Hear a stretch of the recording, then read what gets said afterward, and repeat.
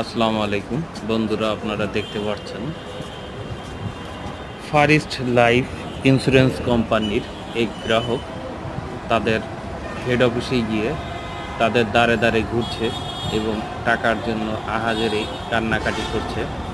তা ওদের বিভিন্নভাবে বোঝানোর চেষ্টা করছে, কিন্তু ওরা কোনোভাবেই বুঝতে রাজি নয়।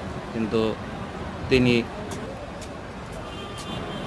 ফার ইস্ট কোম্পানির সামনে গিয়ে বসে অনশনের মতো দিন কাটাচ্ছে।